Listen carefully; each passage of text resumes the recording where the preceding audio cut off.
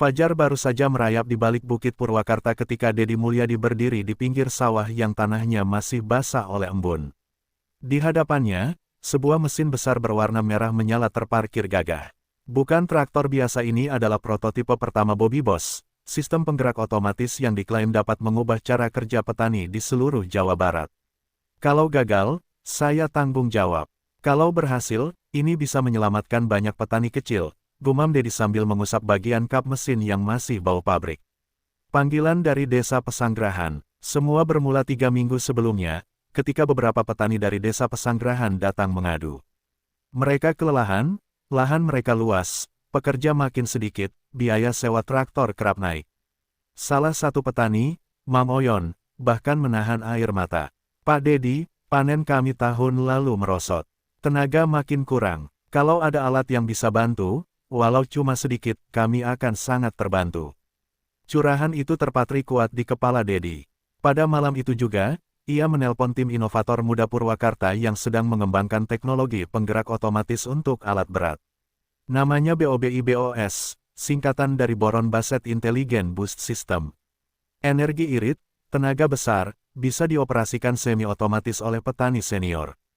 Kalau benar ini bisa bekerja, saya akan coba langsung di lapangan, ujar Dedi tegas.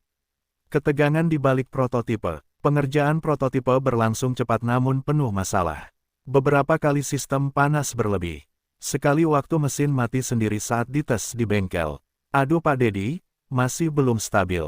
Kalau dipaksakan, takutnya meledak, kata Rifan, teknisi muda yang bertanggung jawab atas rangkaian kontrol. Tapi petani sudah menunggu, jawab Dedi, matanya tajam namun penuh harapan. Dari luar terlihat seperti proyek teknologi. Tapi dari dalam, semua orang menyadari ini lebih dari itu, ini tentang harga diri petani, tentang perjuangan orang-orang kecil yang selama ini terpinggirkan oleh modernisasi setengah hati. Hari uji coba, pagi itu, puluhan petani telah berkumpul mengelilingi sawah. Mereka datang membawa doa, kekhawatiran, sekaligus penasaran. Mam Oyon berdiri paling depan. Pak Dedi, yakin aman? Katanya lirih. Dedi tersenyum. Kalau saya ada di atasnya, itu berarti aman. Ia naik ke kursi traktor, sementara para teknisi menyiapkan Bobby Boss. Bunyi dengung halus terdengar halus namun kuat, seperti napas binatang mekanik yang baru bangkit. Pak Dedi, kalau lampu biru menyala, berarti sistem sudah membaca kontur tanah.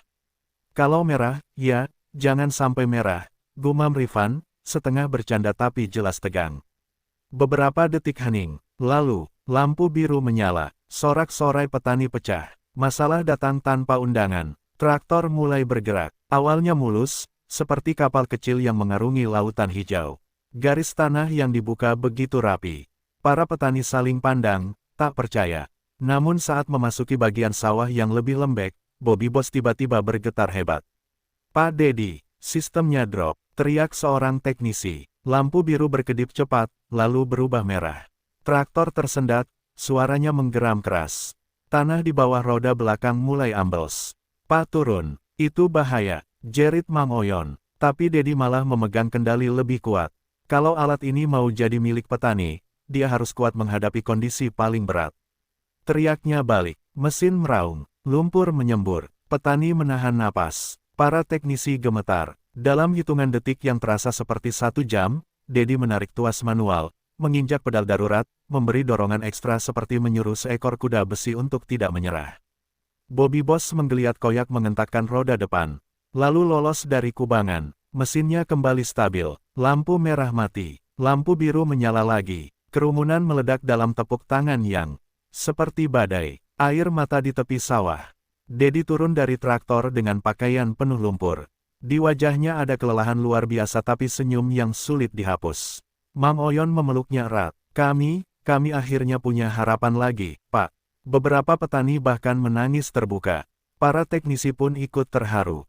Mereka tidak pernah menyangka uji coba ini terasa seperti menonton seseorang melawan takdir. Dedi menatap sawah, angin lembut meniupkan bau tanah basah ke wajahnya. Ini baru langkah pertama, katanya pelan namun tegas. Kita akan sempurnakan Bobby Boss. Kita akan buat teknologi yang bukan hanya hebat di atas kertas, tapi kuat di tanah tempat para petani bertarung hidup. Lahirnya revolusi kecil. Minggu berikutnya, Uji coba kedua berlangsung, lalu ketiga, lalu keempat. Setiap kali Bobby Boss menjadi lebih stabil, lebih kuat, lebih mudah dikendalikan oleh petani senior. Kabar mengenai inovasi itu menyebar cepat ke desa-desa lain. Banyak yang datang ingin melihat langsung. Ada yang membawa kopi, ada yang membawa pisang rebus, ada yang membawa doa. Di antara mereka, selalu ada kalimat yang sama. Terima kasih telah membuat kami tidak ditinggalkan zaman. Dari tanah untuk tanah. Beberapa bulan kemudian, traktor Bobby Boss generasi pertama diproduksi massal untuk petani di berbagai kecamatan. Di setiap alat itu, pada bagian samping mesin, terukir ukiran kecil. Dari petani, untuk petani. Dari tanah, kembali ke tanah. Dan setiap kali seseorang memandang ukiran itu, nama Deddy Mulyadi akan selalu diingat bukan hanya sebagai pejabat, tetapi sebagai orang yang pernah melompat masuk ke dalam lumpur. Untuk memastikan teknologi tidak hanya menjadi milik orang kota, melainkan milik semua yang menanam kehidupan. Mata yang mengawasi dari jauh. Kesuksesan uji coba Bobby Boss menyebar cepat. Bukan hanya di kalangan petani, tetapi sampai ke telinga orang-orang yang tidak suka perubahan.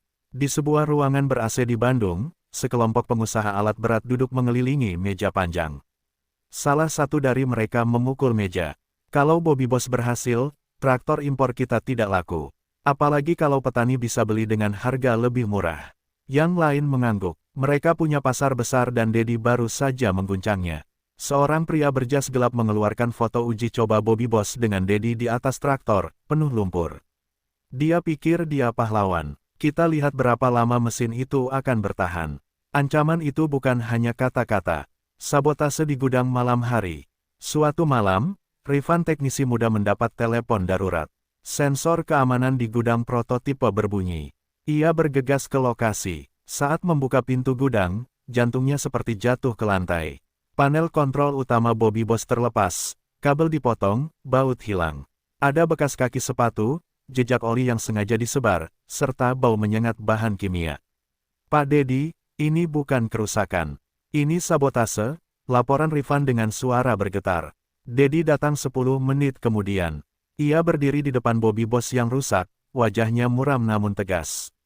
Kalau ada yang mencoba menghentikan kita, itu berarti mereka tahu kita sedang berada di jalan yang benar. Ia menyentuh bodi traktor, seperti menyemangati mesin yang terluka.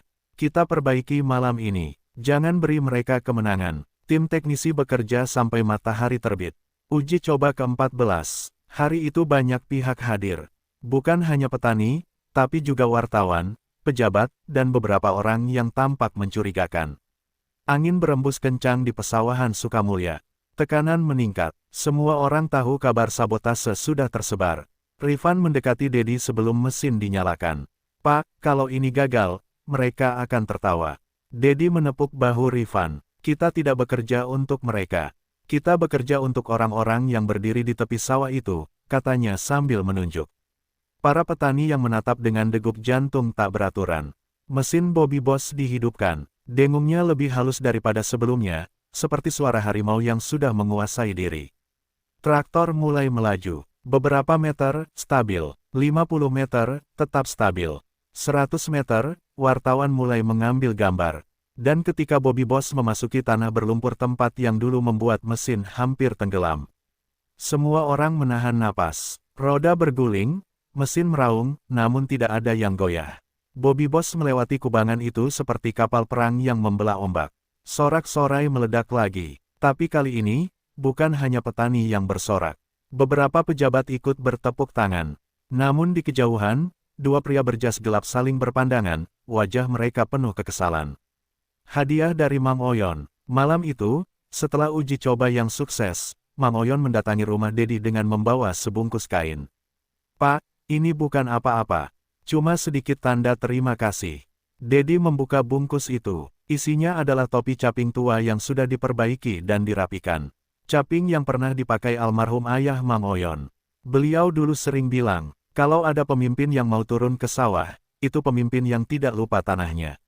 Saya rasa, hari ini saya melihat orang yang dimaksud ayah saya. Deddy terdiam lama. Ia menerima caping itu dengan kedua tangan. Terima kasih, Mang. Ini kehormatan besar. Undangan dari kementerian. Keesokan harinya, Deddy mendapat surat resmi. Ia diminta mempresentasikan Bobby Boss di Jakarta pada pertemuan tingkat nasional. Namun Rifan melihat sesuatu yang mengganggunya. Pak, lihat tanda tangan direkturnya. Itu orang yang kita tahu dekat dengan kelompok pengusaha alat berat. Dedi mengangguk. Kalau mereka ingin menguji kita, kita hadapi. Kalau mereka ingin menjatuhkan kita, kita tetap datang. Rifan menelan ludah. Pak, saya takut ini bukan sekadar presentasi. Dedi menaruh caping pemberian Mang Oyon di meja. Tidak apa-apa, Rif. Selama petani ada di belakang kita, kita tidak akan berjalan sendirian. Keberangkatan menuju Jakarta, bus mini yang membawa tim Bobby Boss melaju di jalan tol. Hujan turun deras, langit kelabu. Perjalanan terasa seperti menuju pertempuran yang tidak terlihat. Dedi duduk di kursi tengah, memandang keluar jendela. Ia memikirkan semua yang sudah terjadi. Wajah petani yang berharap, ancaman dari kelompok yang tidak ingin perubahan.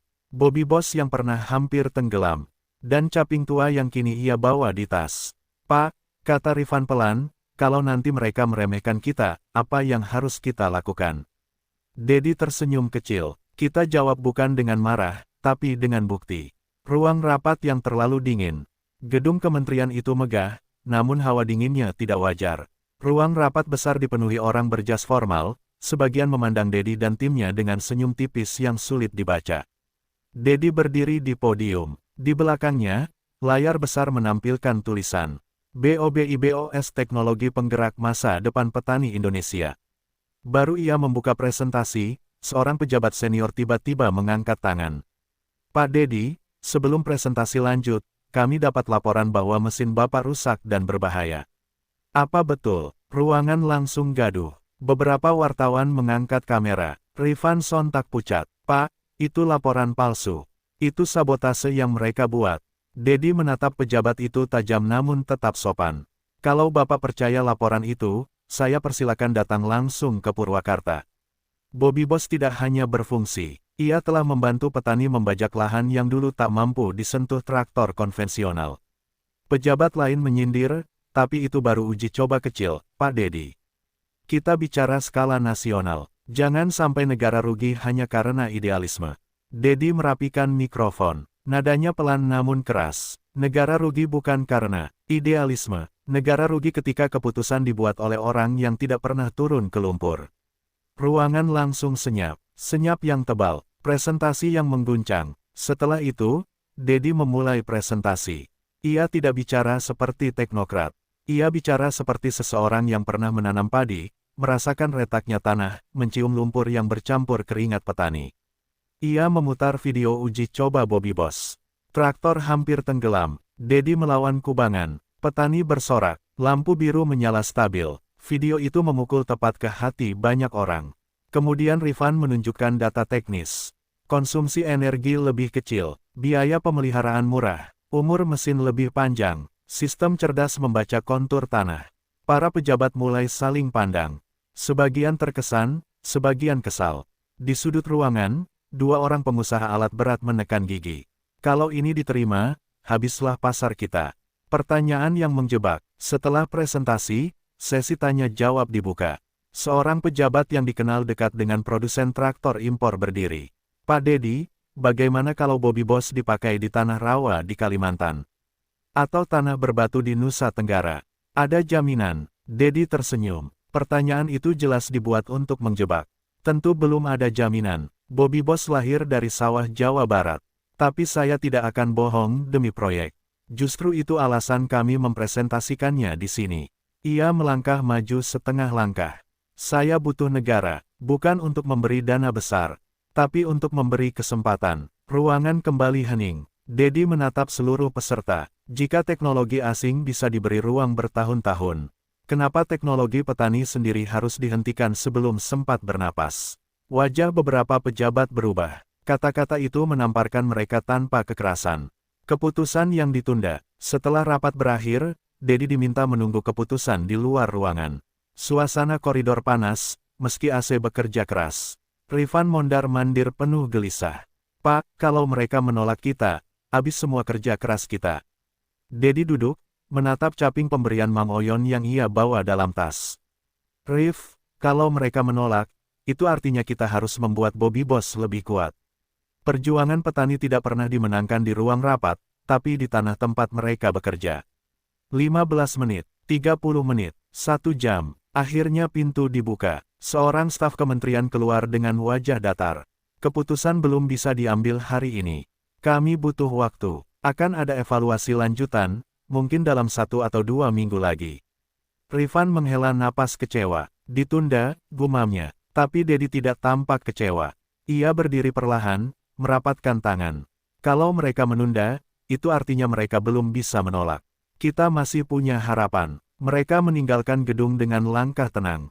Di belakang mereka, beberapa pejabat dan pengusaha saling berbisik. Merencanakan sesuatu yang tidak baik. Ancaman tak terlihat. Setelah kembali ke Purwakarta, suasana desa berubah. Petani menunggu kabar dari Jakarta. Tetapi kabar yang datang justru mencemaskan. Rifan menerima pesan anonim. Berhenti kembangkan Bobby Boss, atau kalian akan menyesal. Pesan kedua datang sehari kemudian. Sebuah batu besar dilempar ke gudang malam-malam, memecahkan jendela. Di batu itu terikat kertas. Indonesia tidak butuh inovasi yang bisa merusak bisnis orang besar. Mang Oyon datang tergopoh-gopoh ke kediaman Dedi. Pak, saya dengar ada orang-orang tak dikenal mondar-mandir lihat-lihat sawah tempat Bobby Boss diuji. Tolong hati-hati. Dedi menenangkan warga, namun diam-diam ia tahu. Pertempuran ini sudah bukan sekadar soal teknologi. Ini soal siapa yang berkuasa menentukan nasib petani. Uji coba ekstrim. Karena keputusan kementerian tertunda, Dedi memutuskan melakukan sesuatu yang lebih besar.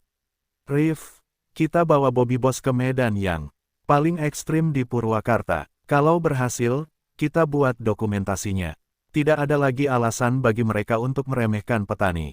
Rifan mengangguk, meski wajahnya tegang. Mereka memilih lokasi yang terkenal ganas.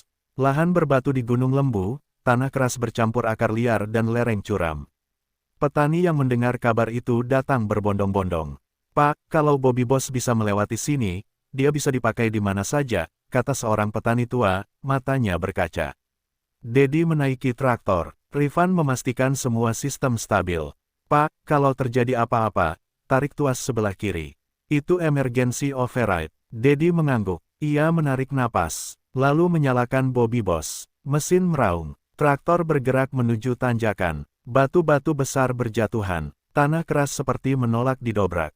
Saat mencapai sudut paling menanjak, Bobby Boss terguncang hebat. Pak Dedi, tuasnya, teriak Rifan. Namun Dedi justru terus menambah daya.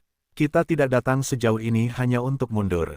Getaran semakin keras. Bobby Boss hampir miring. Kerumunan petani menahan napas. Lalu tiba-tiba, boom, sebuah batu besar di depan roda pecah kena hentakan. Bobby Boss memanjat batu itu seperti binatang buas yang menolak ditaklukkan. Dalam satu hentakan panjang, traktor berhasil mencapai puncak lereng. Para petani berteriak, beberapa menangis. Rifan berlutut saking lega. Pak, Bobby Boss lulus ujian yang mesin impor pun belum tentu bisa. Dedi turun dengan wajah penuh debu dan peluh. Tetapi matanya menyala seperti api. Video yang mengguncang Jakarta. Rekaman uji coba ekstrim Bobby Boss viral dalam hitungan jam. Tagar-tagar Bobby Boss for petani trending di media sosial. Beberapa pejabat yang sebelumnya meremehkan mulai panik. Tapi dukungan publik terlalu besar untuk dihentikan. Di kementerian, rapat darurat digelar. Kalau kita menolak Bobby Boss sekarang, kita bisa diserang publik, kata seorang pejabat muda. Namun seorang pengusaha alat berat membentak. Kalian mau negara dikuasai teknologi murahan. Itu traktor kampung, tidak bisa dipakai nasional. Pejabat senior menatapnya datar. Kampung yang Anda hina, adalah tempat asal makanan kita. Sejak video itu viral, narasi berubah. Yang dulu lembek menjadi berani. Yang dulu diam menjadi bersuara. Dedi mendapat telepon langsung dari kementerian. Pak Dedi, kami siap menerima Bobby Boss untuk uji nasional. Dedi tidak langsung tersenyum. Ia hanya berkata, terima kasih. Petani akan bangga mendengar ini. Keputusan yang mengubah segalanya. Seminggu kemudian, Dedi dan tim kembali ke Jakarta. Kali ini suasananya berbeda. Tak ada sindiran, tak ada tatapan meremehkan, tak ada tembok dingin seperti rapat pertama. Ruang rapat penuh wartawan. Petani dari Purwakarta ikut datang.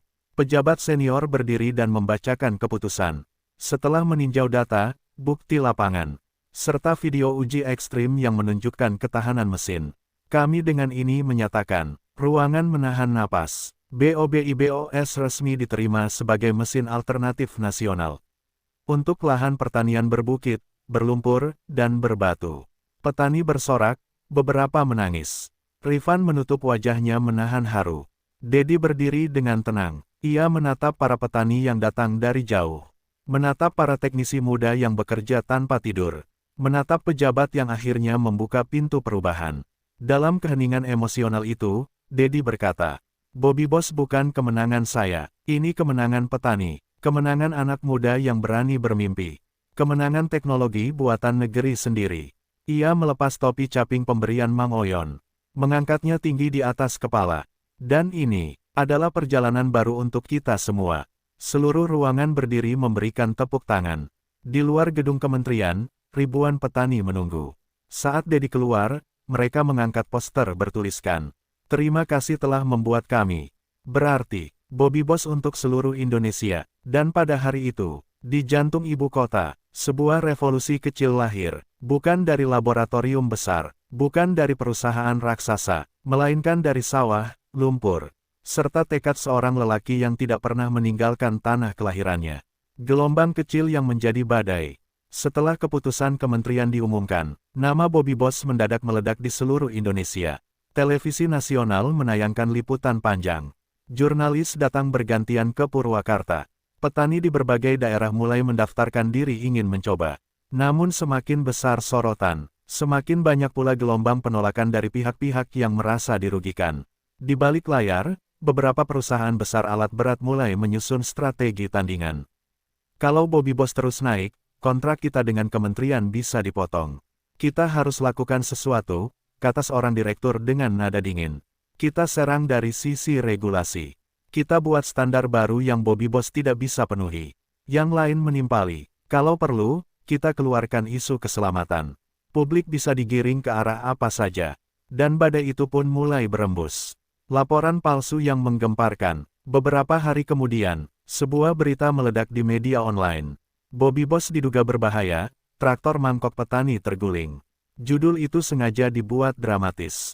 Beritanya penuh narasi palsu, foto-foto lama dicampur dengan rekayasa digital. Mang Oyon yang membaca berita itu langsung datang ke rumah Dedi membawa clipping. "Pak, ini fitnah. Bobby Boss tidak pernah bikin petani celaka." Rifan mengacak rambutnya, frustrasi. "Pak, mereka sengaja menjatuhkan kita. Berita ini sudah disebarkan ribuan akun robot. Lihat komentarnya sama semua." Dedi membaca berita itu perlahan. Ia sudah tidak kaget. Ini bagian dari permainan yang ia tahu jauh sebelum Bobby Boss diterima. Dedi meletakkan koran itu, kemudian berkata tenang. "Kalau fitnah dibalas marah, mereka menang. Kalau fitnah dibalas bukti, kita menang." Ia berdiri. "Besok kita ke lokasi uji nasional. Kita buktikan semuanya. Pertarungan di lapangan nasional." Uji nasional pertama dilakukan di Jawa Tengah. Hadir pejabat kabupaten, penyuluh pertanian, dan puluhan petani setempat. Namun, ada pula beberapa orang berjas gelap. Pengamat independen, yang jelas dikirim oleh kelompok tertentu. Mereka mencatat setiap detail, bahkan terlalu detail. Berapa detik Bobby Boss menyalakan mesin? Berapa getarannya? Berapa suara desisnya? Berapa kali roda berputar? Bahkan sudut kemiringan operator. Rifan berbisik panik. "Pak, kalau mereka mau cari-cari kesalahan teknis kecil, mereka pasti dapat." Dedi menepuk bahunya. "Tenang, kita tidak datang untuk menyenangkan mereka. Kita datang untuk menunjukkan kebenaran." Uji coba dimulai. Bobby Boss melaju di tanah keras. Tidak ada masalah. Masuk ke lahan gembur. Tetap stabil. Masuk ke tanah berpasir. Dengan penyesuaian otomatis, Bobby Boss menemukan ritme. Lalu, ujian paling sulit. Tanah lengket berlumpur kaki sapi. Banyak traktor berat gagal di sini. Orang-orang berjas gelap mulai tersenyum miring. "Kita lihat apakah mesin murahan itu bisa." Dedi menatap ke arah Rifan. "Siap, siap, Pak." Bobby Boss bergerak. Lumpur menahan. Mesin bergetar. Roda depan sedikit terperosok. "Di sini dia gagal," bisik salah satu pejabat bayaran. Namun detik berikutnya, Bobby Boss mengeluarkan mode dorong torsi ekstra. Roda belakang mencengkeram ke bawah. Mesin menyesuaikan tekanan. Bobby Boss menanjak keluar dari kubangan. Petani berteriak. Beberapa pejabat resmi terpana. Orang-orang berjas gelap terdiam seperti menelan batu. Uji coba selesai dengan hasil sempurna. Serangan balik yang tidak terduga. Malam itu, ketika tim beristirahat di penginapan sederhana, Rifan mendapat telepon mencurigakan. Suaranya berat, seperti disamarkan, hentikan Bobby Bos, atau kalian akan kehilangan lebih dari sekadar mesin. Rifan pucat, tangan gemetaran. Pak, mereka sudah turun ke level ancaman pribadi. Dedi mendengarkan, wajahnya tetap tenang. Mereka lakukan ini karena mereka takut. Semakin besar ancaman, semakin dekat kita dengan kemenangan. Namun malam itu, sesuatu terjadi. Salah satu teknisi, Yayan, berlari masuk ke penginapan dengan napas tersengal. Pak Dedi, gudang alat pendukung Bobby Bos dibakar. Ada yang sengaja lempar bom Molotov. Semua orang kaget. Sebagian langsung ingin memanggil polisi. Sebagian panik tak tahu harus bagaimana. Dedi bangkit, mengenakan jaketnya. Rif, siapkan mobil. Kita ke lokasi sekarang. Rifan mencoba menahan. Pak, itu bisa berbahaya. Bagaimana kalau mereka masih di sana? Dedi menjawab dengan suara paling tenang dalam seluruh perjalanan panjangnya. Kalau kita mundur sekarang, mereka menang selamanya. Kalau kita hadapi, perjuangan petani tidak akan pernah surut. Dan malam itu, dengan hanya cahaya merah api membakar gudang, Dedi Mulyadi kembali melangkah ke tengah badai.